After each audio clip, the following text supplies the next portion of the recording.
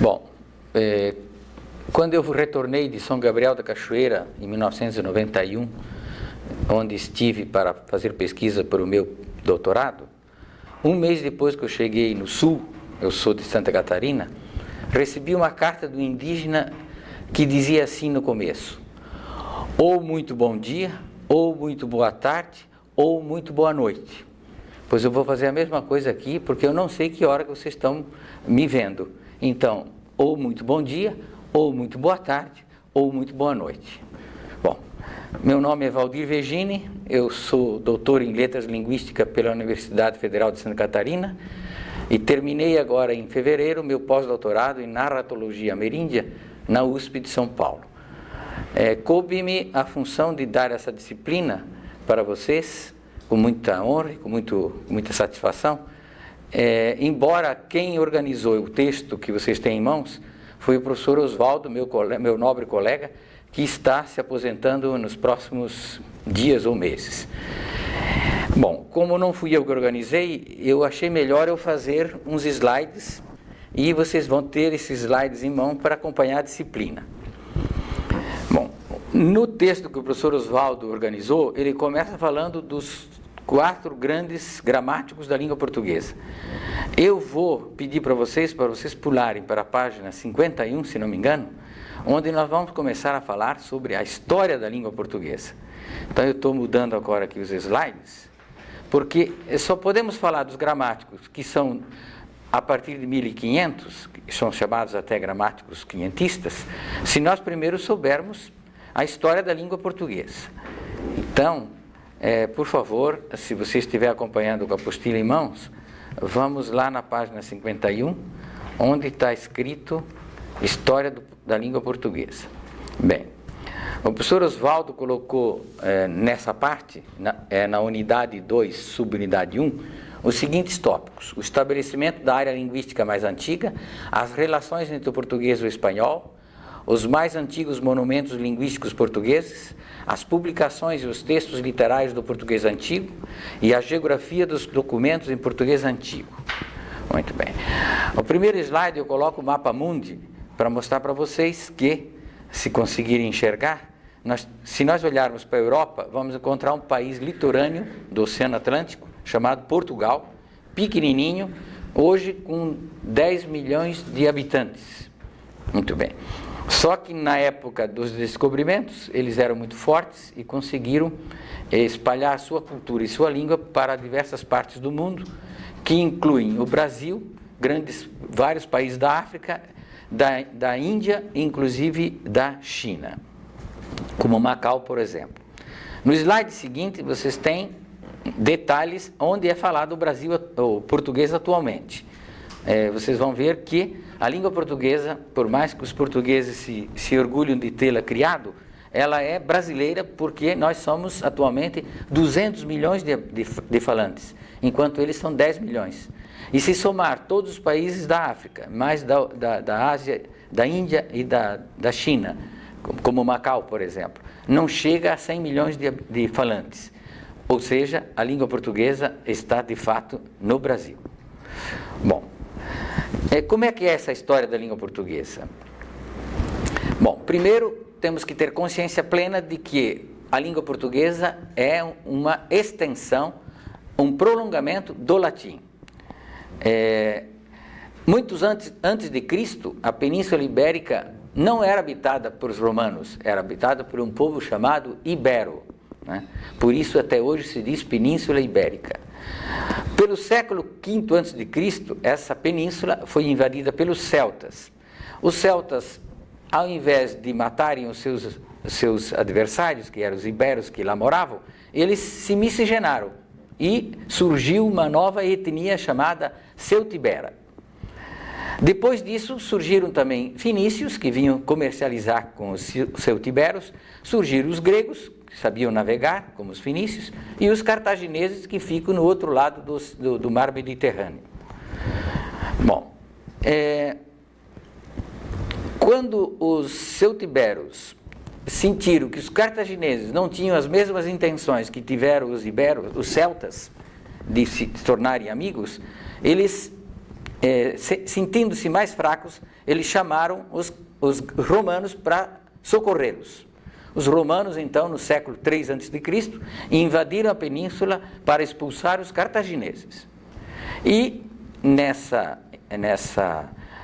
invasão, eles plantaram o Império Romano também na península. Isso se deu num ano muito exato, porque a história aqui está muito bem contada, em 197 antes de Cristo, e a província então se tornou uma província militar e cultural dos romanos. Em 74 a.C., a Lusitânia, então, como era chamada, já era parte integrante da província romana da Espanha ulterior, e em 27 a.C., a província imperial romana já era parte, tendo como capital Augusta e Mérida, posteriormente Mérida. A língua falada na Península Ibérica já não era mais o latim, mas uma versão popular chamada latim vulgar. Bom, esse latim vulgar vai ter uma importância muito grande, porque é ele que vai mais diretamente gerar a língua portuguesa no território português. No mapa seguinte, vocês têm aqui o mapa da época, tirada de um livro que eu consultei, e tem ali a Lusitânia, onde hoje mais ou menos é Portugal, mas repare que não existia separação entre Espanha e Portugal. Muito bem. O que aconteceu depois? No século, vamos dar um grande salto, nós estávamos em 27 a.C., agora vamos pular para século V depois de Cristo. A Península Ibérica foi invadida pelos povos germânicos, entre eles os alanos, os suevos e os vândalos.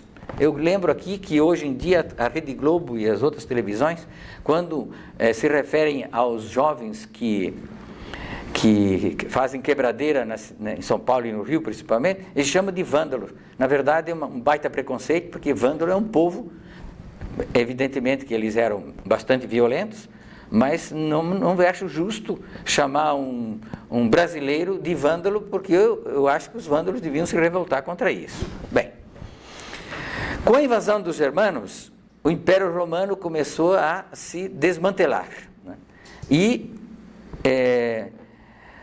Mas, de qualquer forma, restou ainda muito da cultura genuína romana naquela região.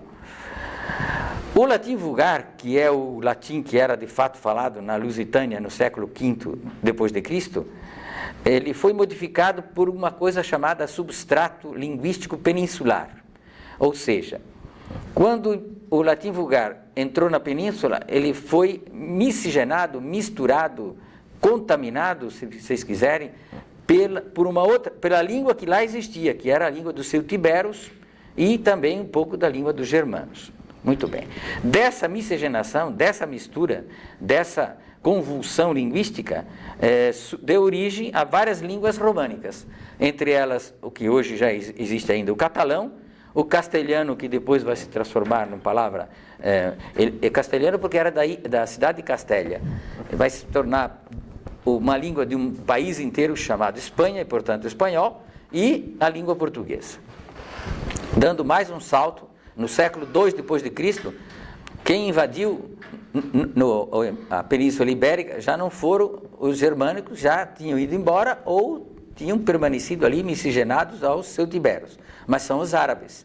Eles vieram do norte da África, via Estreito de Gibraltar, invadiram a península e ali permaneceram por 7 séculos.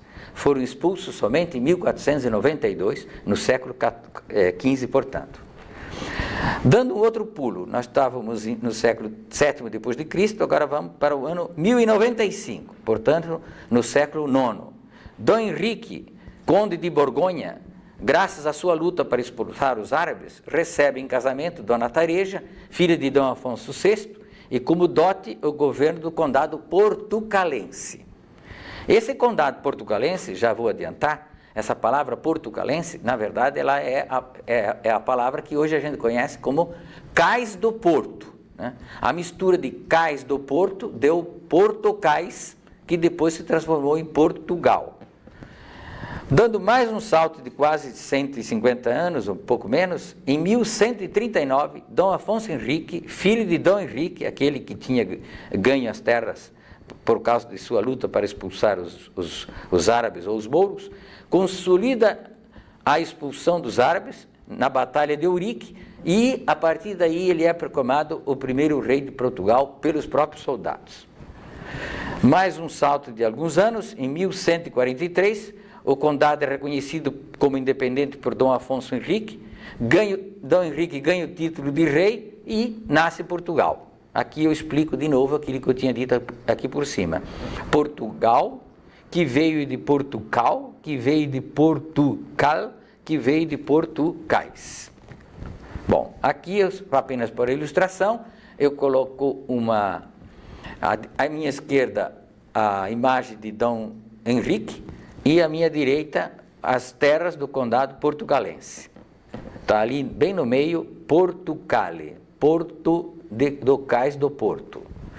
No mapa seguinte, mostra a invasão dos árabes, que falei há pouco, no século VII, e estão ali em cima, no norte de Portugal, e já um pouco da Espanha, os suevos, no meio os alanos, e, bom, e os vândalos mais ao sul, ainda na Espanha, o que hoje seria Espanha, embora na época não era. Bom, aqui um outro, depois disso eles formaram até reinos, tem ali o reino dos suevos, o reino dos visigodos, tem aí a denominação já Basco, que é uma parte da Espanha, onde é que é Barcelona hoje.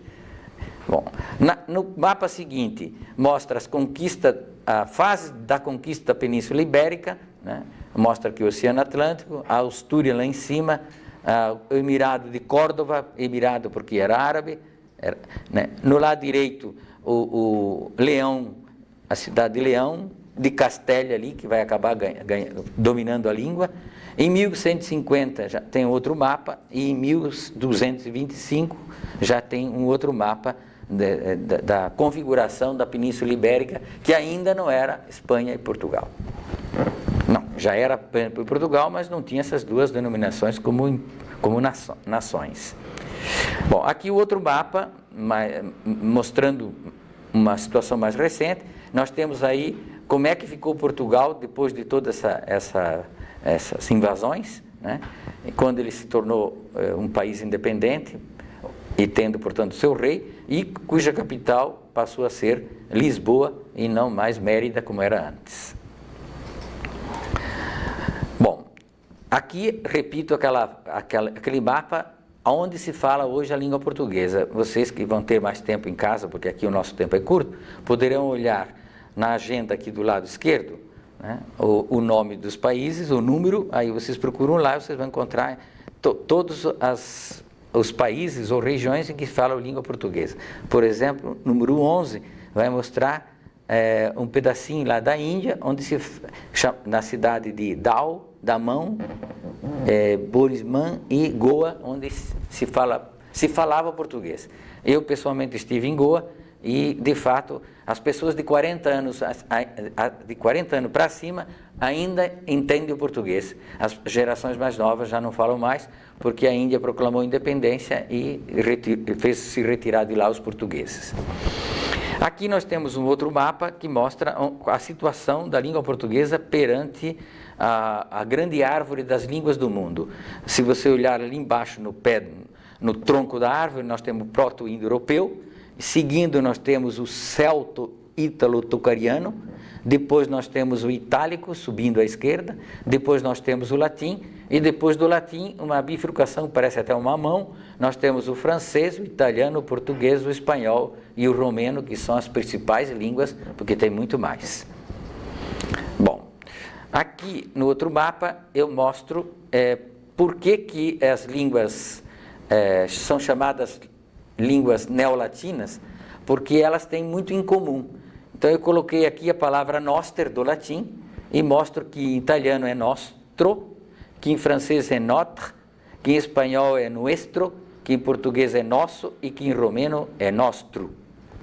Mostro também, bom, depois eu faço ali uma explicação, o que aconteceu, por exemplo, do E do latim, que era noster, ele desaparece em todas as línguas neolatinas, menos no francês, que é jogado para o final. Bom, a relação entre as línguas portuguesa e espanhola, voltando então mais um pouco no tempo. Em 1143, a Lusitânia, e portanto Portugal, partilhou muito de sua história com a Península Hispânica, como nós já vimos. Mas bastou um tempo relativamente curto para que aparecesse na Península Ibérica 3 línguas literárias independentes muito bem parecidas entre si, como eu já tinha falado. O português no ocidente, ou seja, mais ao oeste, o espanhol no centro e o catalão no oriente ou no leste. Para alguns estudiosos, o português conservou-se numa forma mais arcaica do que o espanhol. Razões das diferenciações. Por que ficou diferente? Antigas condições étnicas dos povos primitivos da Ibéria.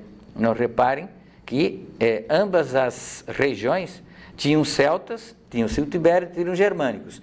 Mas nem todos os germânicos, nem todos os celtibérios, eles moravam em toda essa região. Uns se concentraram mais, outros se concentraram menos. Bom, aqui um outro mapa mostra como o espanhol é muito parecido com o português. Veja, por exemplo, em latim nós temos primário, em português nós temos primeiro, e em espanhol nós temos primeiro. Eu não vou explicar muito isso, porque vou deixar para o professor de latim fazer essa explicação. Outra palavra de latim, que é auro, e deu em português ouro, e deu em espanhol ouro. O que vocês já estão percebendo de início é que toda vez que tem ei no português, no espanhol só tem e. Toda vez que tem ou no português, no espanhol só tem o. Veja a palavra seguinte, por exemplo, o salto, que deu em português solto e deu em espanhol soto. Sapiat, que deu no português saiba e que deu cepa no espanhol. Caelo, que no latim era caelo, deu no português céu e deu no espanhol cielo. Agora é o contrário, quando no português tem um monotongo, no espanhol passará a ter ditongo. Em latim nós tínhamos bono, em português temos bom, em espanhol torna ditongo, bueno. Em latim nós tínhamos clamare, em português nós temos chamar, em espanhol nós temos llamar. Em latim nós tínhamos nocte, em português nós temos noite, em espanhol nós temos noite. Em latim nós temos panem, em português nós temos pão, em espanhol nós temos pão. Em latim nós temos panum, em português nós temos pano, e em espanhol nós temos panho. Em latim nós temos caballo, em português nós temos cavalo, e em espanhol nós temos caballo. Em latim se diz dizer dixi, em português se diz, e em espanhol se diz disse. Pois bem, depois que vimos essa semelhança muito estreita entre o português e o espanhol, cuja mãe de ambos é o latim, vamos para um outro tópico. Os mais antigos monumentos linguísticos portugueses. Pois bem, como é que a gente sabe que o português de hoje é herdeiro do português do século IX, do século X, do século XI, do século XII? A única fonte que temos são os documentos da época.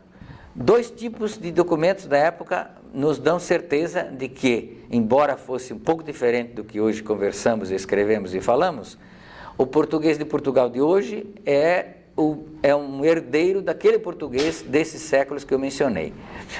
Onde estão esses documentos? 2 tipos de documentos.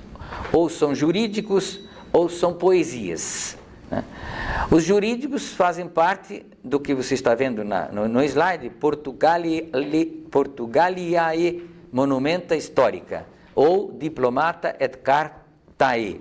Muito bem. O que tem nesses documentos? As transações comerciais, as compras e vendas, os litígios, compra e venda de terras ou de casas, eram escritos todos no português jurídico, e esses português jurídicos mostram que, embora tenha sido muito modificado com o tempo, eles são ainda muito claros de que essa é a nossa língua primitiva. Ou primitiva, talvez não, a palavra não fica bem, a nossa língua original.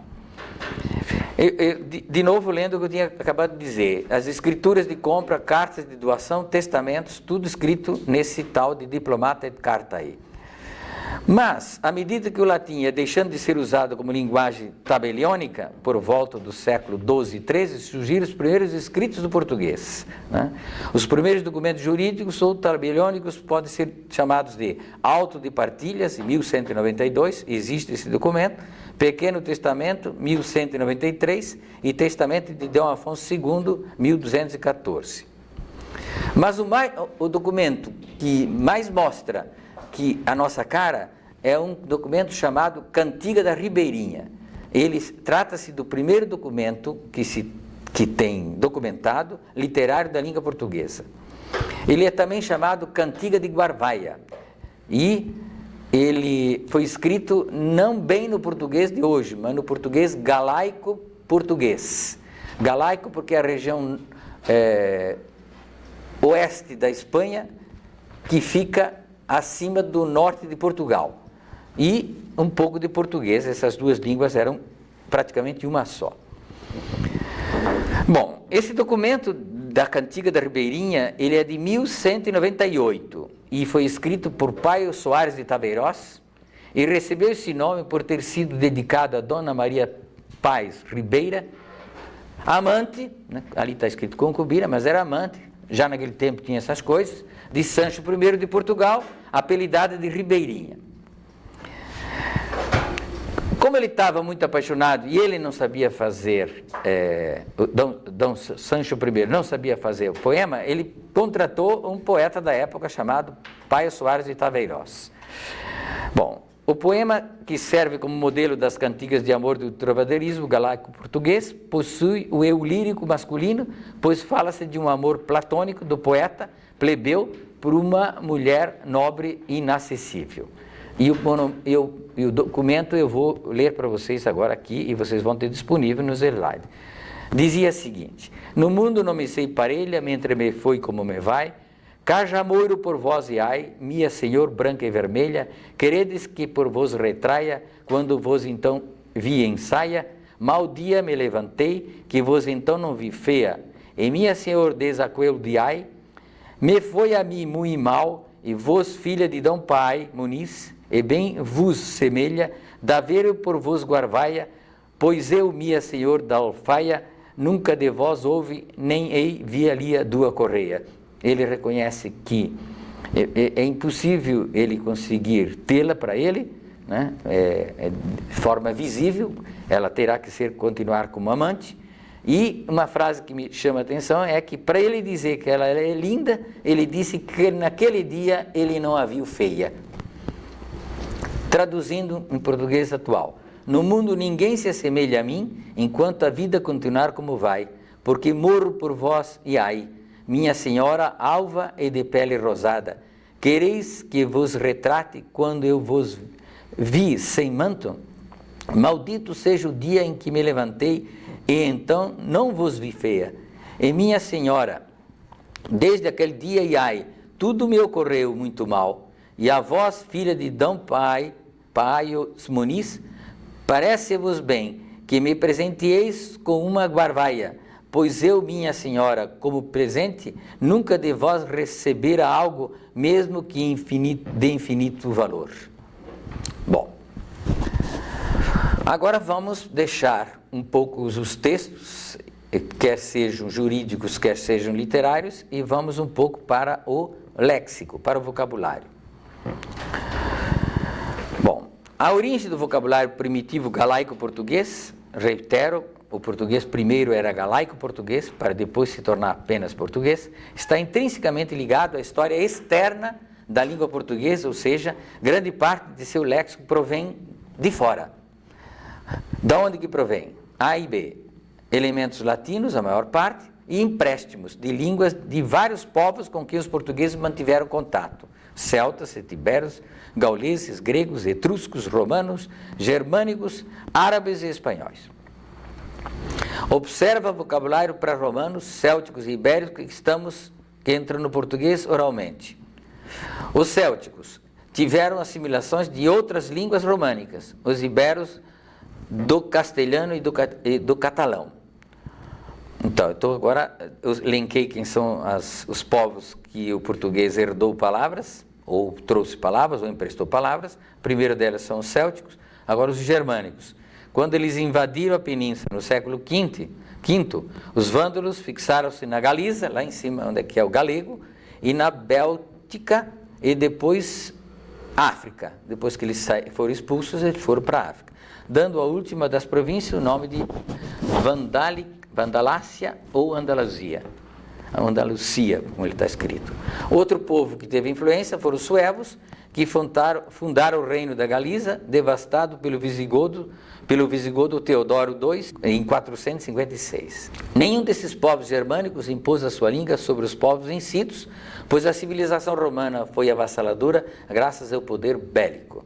Então, por mais que vieram outros povos, nenhum deles conseguiu suplantar a importância que os romanos tiveram para a construção e a edificação da língua portuguesa. Todavia, esses povos não tiveram grande influência, mas deixaram suas marcas na península.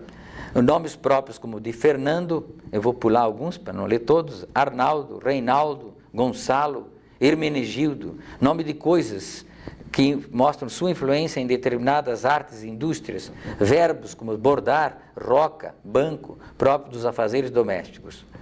Não é fácil, todavia, distinguir palavras célticas ou germânicas pelo parentesco indo-europeu. Claro, muito difícil. Os árabes, outro povo, levaram 7 séculos para reconquistar os Pirineus, depois de uma conquista que tinha sido rápida. O Algarve, em Portugal, já era do domínio de Afonso III, em 1260, havendo mais vestígios árabes ao sul do que ao norte. Os árabes ficaram 7 séculos, mas eles não alteraram a língua portuguesa, só legaram vocabulário. Muitas das palavras que em português hoje tem al foram de origem dos árabes, assim álcool, alfacema, alchofra e assim por diante. Um outro grupo que influenciou a formação do léxico do português foram os cristãos refugiados. Conservaram seu idioma entre latino e neolatino, o que viviam no meio dos mouros árabes, chamavam moçárabes ou mozárabes. Uns guardavam sua língua, outros a esqueceram. Assim como havia mouros bilíngues, latinados ou ladinos, também havia cristãos algarvenianos ou renegados. Agora eu volto a falar dos árabes para mostrar mais algumas palavras, como por exemplo a interjeição Oxalá, né? Palavras que se referem a guerras, como por exemplo atalaias, algarada, alcaide, governante, almoxarife, do comércio, como alfaiate, e numerosas outras da horticultura e da agricultura, como alcatruz, azeite, azenha, alface e assim por diante. Os portugueses, ao constituir-se, incorporaram elementos provençais e franceses da época trovadoresca. Quando Dom João IV foi auxiliado por soldados franceses na guerra contra a Espanha, observou elementos do italiano na era do Renascimento por volta do século VIII ao século XIX. Incorporou o português também palavras do ultramarino nos descobrimentos, palavras do português, da Angola, do Moçambique, de Guiné-Bissau, da ilha de Cabo Verde, da ilha de Açores, das ilhas de São Tomé e Príncipe, da Índia e do Extremo Oriente, como Macau, lá na Índia. Incorporou também palavras do castelhano, principalmente durante os séculos XV e XVIII. Incorporou vocábulos greco-latinos, num segundo momento, que, acolhidos pelos árabes, foram por eles modificados, constituíram-se em termos relativos à matemática, medicina e botânica. Assim, nós temos agora o vocabulário do português antigo. Nós estamos na unidade 2, subunidade 2. Elementos ladinos que vieram, por sua vez, do proto-indo-europeu, estou lendo da direita para a esquerda, do celta ítalo-tocariano, do itálico, latino e finalmente para o português. Palavras herdadas ou populares. Nós temos aí apoteca, que vai dar abdega e que vai dar adega, que é onde se guarda vinho. A origem é grega. Nós temos capido e cabido, que é colegiado dos clérigos da Igreja Católica. A origem temos embaixo também abate, depois passou a abate com som B, e depois passou a abade, também de origem eclesiástica. Temos divisão e divisão, que é de origem jurídica ou militar. Temos palavras que estão no português, que foram herdadas do latim, ao lado de empréstimos posteriores diretos da língua latina escrita. Por exemplo, implere, que deu o significado de encher. O português encher, encher deu português herdado, encher. E ladimum, ou legem, autêntico, lídimo, legítimo. Muito bem. Também devenium, desviado, extraviado, que deu dévio no português atual, que muito pouco usado. Mas a palavra divinum, também de origem eclesiástica, que passou a divino, e hoje ainda existe a palavra divino. O Apostílio do Osvaldo fala em elementos estranhos. Estranhos, os bascos e ibéricos. Só por curiosidade, os bascos são a única língua dentro de toda a Europa que não é indo-europeia. A origem dela provavelmente é lá em cima do Cáucaso. Bom, ali tem palavras dos bascos e dos ibéricos, como por exemplo esquerdo, e que deu esquerdo no português. Ascunha, que vai dar lança em português. Bizarro, corajoso. Bizar, que vai dar barba também. Ibéricos, cama, que vai dar português também, cama. Elementos celtiberos, na Galiza, por exemplo, que vai passar para Cale, Galiza ou Galícia, região espanhola situada no noroeste da Península Ibérica. Elementos germânicos, por exemplo, harpa, por exemplo, adubare, que vai dar adubar em português. Elementos árabes novamente, alarave, que vai dar alarido, que vai dar gritaria no português, e assim por diante. Elementos espanhóis, apenas pegando alguns, a cipres, que vai dar cipreste, que vai dar árvore em português. Elementos provençais, pres, que vai dar português preço e que passa a ser significado de valor. Elementos franceses, abadar, do espanhol, que vai dar achater, do francês, que vai dar acabar em português e que significa terminar.